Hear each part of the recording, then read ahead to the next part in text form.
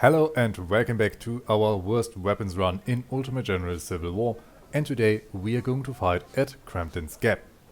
We can bring 9 brigades into the battle and our 3rd Corps has therefore been reorganized. The brigades of Drayton, River and Seymour are all carrying the Reboard Farmer musket, Kite and Hexamar are carrying the Farmer, and Corp has the Springfield M1842.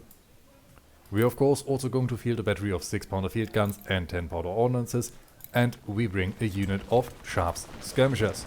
They might be useful in the terrain. And a short look in the armory reveals that we only have 33 farmers and 9 Reboard farmers lying around.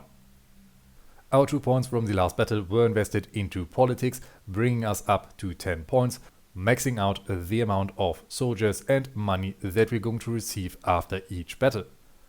In this fight, the rebels are going to field about 9,800 soldiers and 28 artillery pieces, while we are going to attack them with 15,100 soldiers and 32 guns. We have a very clear manpower advantage over the enemy, but they have positioned themselves on a hilltop covered by thick woods. This could be a challenging fight. General, our scouts report that a small Confederate force is guarding the gap. We must attack and secure the passage. Most of our forces are half an hour behind, but the garrison of Harper's Ferry will soon run out of time. We need to move fast, else the town will fall to the rebel hands.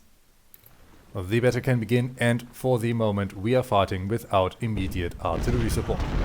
The majority of our forces are going to take position in these woods and try to work around the enemy flank, while Cat is trying to distract the enemy on their left flank.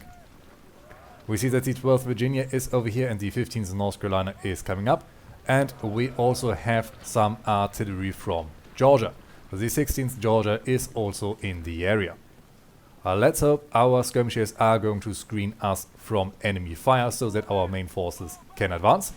And in about half an hour the remaining brigades of our force are going to arrive, and then we're also going to get artillery support. Kite skirmishers, for the meantime you're going to push up on the enemy side, and it looks like they are shifting their positions. Our skirmishers have been spotted, but it looks like we are able to move up the hill, and these forces, if possible, are going to flank out even more so that we do not have to move up this steep hill. Seymour, if possible, I'm going to order you immediately up there. Corp and Drayton, for the moment you're going to take position over here. Webb's supplies are coming up, the same goes with Major General Gibson.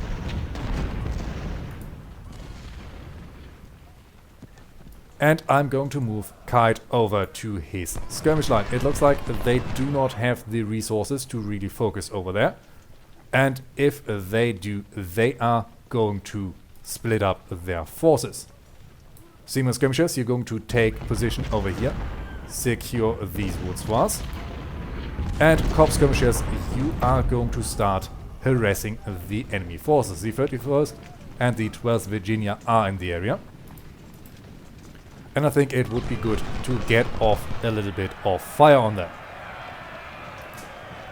Corps Legion wants to charge together with the 24th Georgia. They are going to tire themselves. Seymour skirmishers fall back, and we have found the 2nd Virginia dismounted skirmishers. Seymour is able to open up on the flank of Corps Legion. This volley was not very effective. Corps skirmishers fall back, fall back, fall back. And we now have a slight problem as our soldiers are unable to effectively position themselves. Corps skirmishers need to occupy the 41st, otherwise our flank is going to be open, and over here Kite is advancing. Seymour's guys, push up. Seymour himself, you can get up over here, make up some space for Drayton.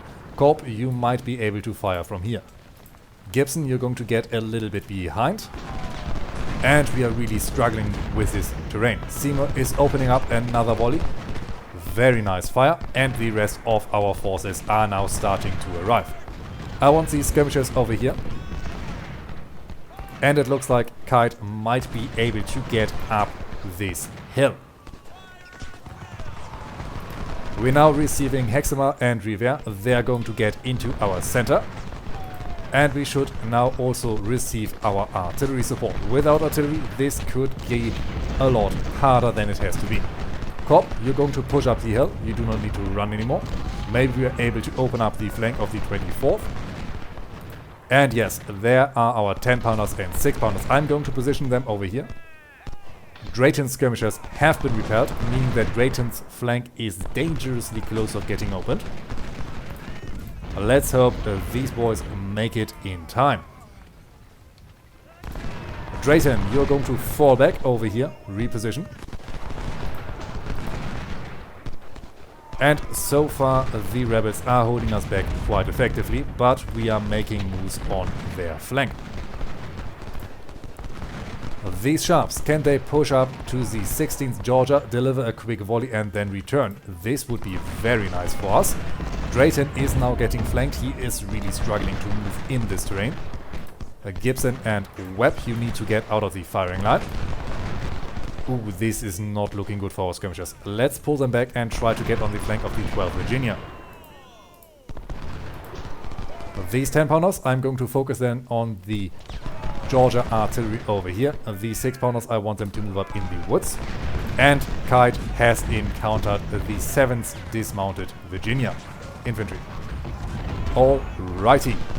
We see over here the 24th is starting to waver. A couple more good volleys and they should be gone.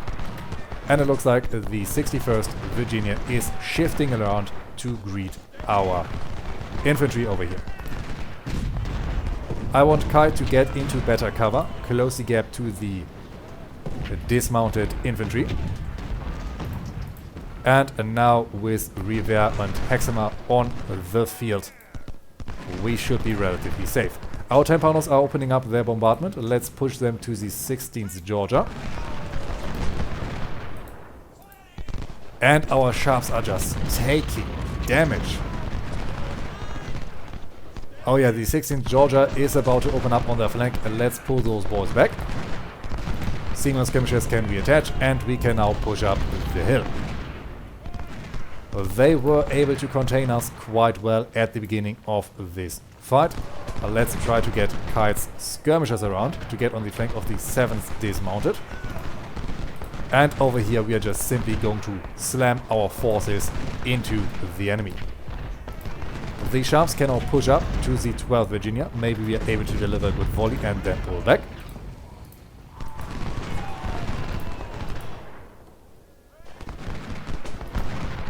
And so far we have taken quite a few casualties. The enemy has a very good defensive position. Let's pull these 10-pounders up just a little bit to get better fire on the enemy. And maybe we are able to open up on the 16th Georgia as they are trying to reposition. Our sharps can now fall back to not be such a juicy target. Okay, the 12 has fired their shots. Let's pull up again. And I want Corp to move forward. The same goes with Seymour. We need to get up this hill. Only then the fight is going to get easier. Kite skirmishers have almost made it to the enemy flank. The 16th Georgia is beginning to waver. Finally. And these sharps are taking more and more damage. But at least it is just the sharps. We can easily replace those manpower losses and we can easily replace those equipment losses. Oh, perfect. The 7th is now opening up their flank. They are turning. The 16th Georgia has also fallen away. Our 10-pounders are now focused on the 41st. No, on the 41st is a better target. They are relatively exposed. And due to the slow reload time of our outdated equipment, we are really struggling in this fight. But I guess soon we are going to sweat out all of our outdated weapon.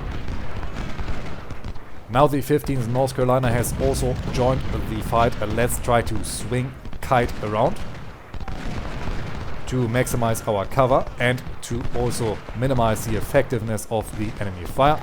And if these 10-pounders could open up on the rear of those forces, this would be very good for us. The 12th is falling back. Let's get the boys pushing. Over here the skirmishers can open up on the 41st. The same goes with the rest of our forces. Hexamer also open up if possible. We only have an hour left. There goes our sharps. They have been routed.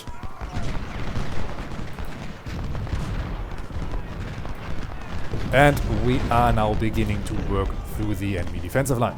It looks like for the moment the enemy skirmishers have withdrawn, allowing us to push further onto the enemy.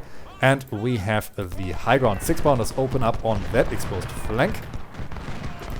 Kitesmen are also opening up on the 15th North Carolina. Maybe they get the flank over there. Corp, you need to push up even further. We are driving them away slowly but surely. Webb, you are going to deliver a little bit of ammunition. And 6-pounders, I want you to open up on the 16th Georgia. The enemy is blobbing up quite nicely. We are close of getting to our target, but we are still not there.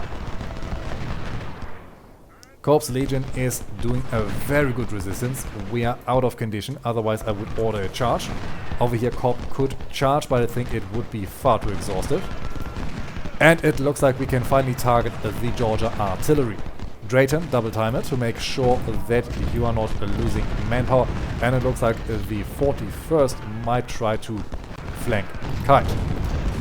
In general, I do not really understand their movement pattern here. It looks like they're abandoning a lot of their very good defensive ground. But this is very, very welcome. These guns seem to be longer range artillery. They haven't done too much damage yet. And we have to be careful of the 41st. Kite is completely exposed. He is now facing 3 brigades on his own. He's doing a good amount of work. Hexamer, can you shift? And on the double, you might be able to get in the flank of the 16th Virginia there. Maybe shift up a little bit more. This should allow you to annihilate the enemy. Over here, Drayton, you're going to push up, threatening the enemy flanks yourself. Corp, you're also going to push forward. Seymour has taken over 600 casualties. Our sharps are back though. Let's push them up. Webb, push forward. And we have taken 12% casualties. There, the 16th Virginia is trying to reshift and has broken. The 16th Georgia is on the field. The 61st Virginia has also fallen back.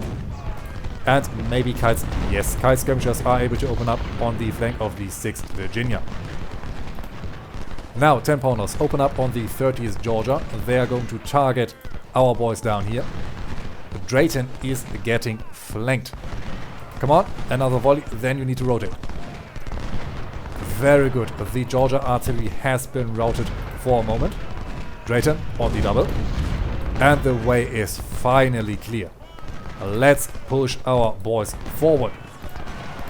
6-pounders, move up. It looks like we are in the melee with those guns.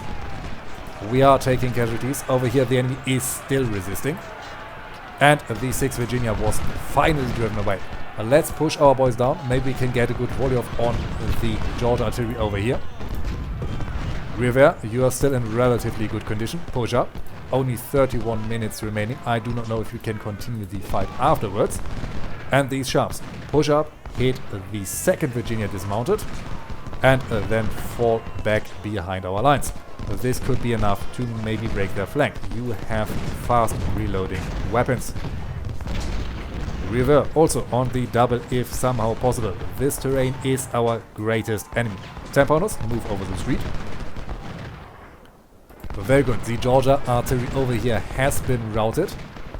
We are able to deliver a good amount of fire. River is pushing up a lot. Good volley there. Very nice.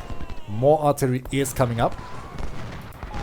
Corp is blocked, but he can open up on Corp's Legion. That is something. And now I'm going to order our sharps up as well. This should open up the field of fire for Corp and allow them, our skirmishers, to deliver more fire on the enemy. Come on, sharps. Not the most effective volley. Fall back behind our lines. Those Virginians would make minced meat out of you. We are now in a certain problem over here. The enemy is withdrawing behind our lines, meaning that Kite has to fight the enemy over here, but also needs to look out for his rear. And over there the 31st is still in the woods. It looks like their commander has been smart and decided to not engage the Union today. Always nice when an enemy knows that he has to save his own skin. The enemy is running out of ammunition. We are now contesting Crampton, and we are now contesting the gap. Drayton open up on the flank of the 61st. That is going to completely rout them. 6-pounders are also opening up. Oh, wonderful volley. Yeah, there they are routing. Sharps, can you get the 7th maybe? And Webb, you need to deliver some ammunition. These 10-pounders can also push up to not get split from our main force. And these sharps are going to push up on the Georgia artillery. Corps Legion. I admire their courage. And we still cannot charge as there are too many units behind them. Corp would take massive casualties and would run away, but maybe if Seymour pushes up, Corp will be forced to fall back. And over here we see that the 7th Virginia wants to charge. It is dismounted cavalry. And it's only 179 soldiers. I do not know what they want to accomplish here. Come on, man. You just need to open fire. Very nice. There they are routed. Even our sharps took part in the action. We could now finish, but I want to press on a little more.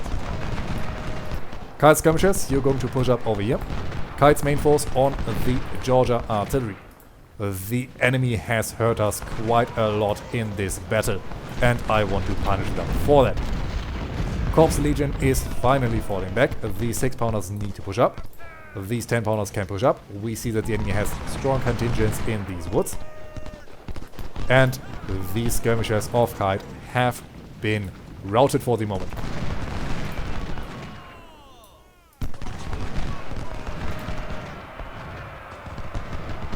Corps Legion is coming up. Hold. Our Corp needs to hold. Take aim.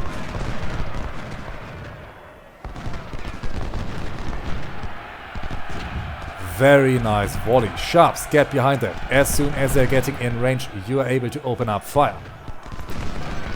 Corp is in melee. Drayton, do not rotate. That was a mistake by me. Corp is already running away. Ah yes, now their numbers are dropping. Corp, I don't think your legion is looking so good. Maybe you should send the boys home. And now we are facing a problem. 10-pounders shift on the 6th Virginia. Supplies, get back here. 6-pounders also wheel around. And we now need to send Kite's skirmishers forward to plug that little hole.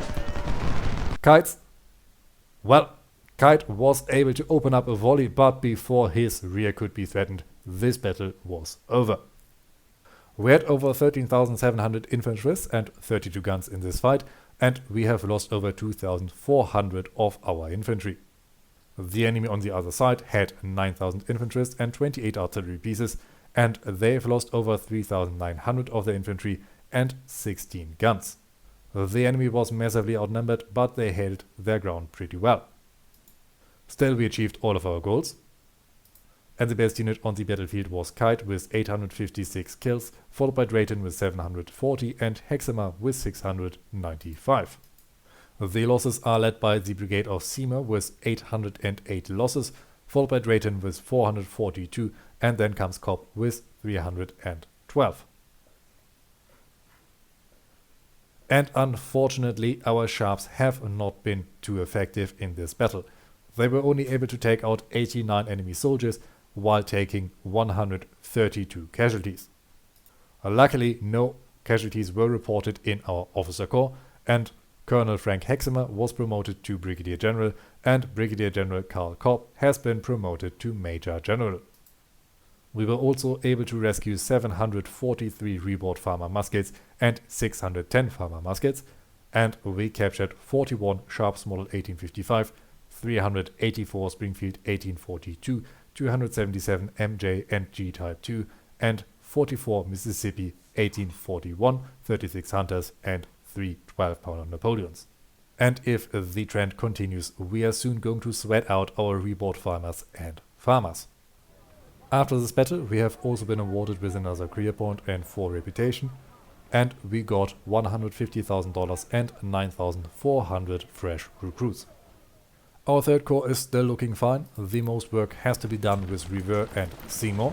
The rest is in relatively well condition. But of course, the lack of equipment is beginning to show.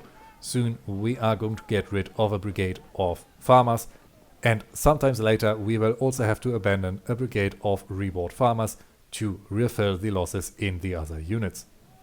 In the next episode we are going to meet the enemy in the Battle of South Mountain, but this has to be it for now.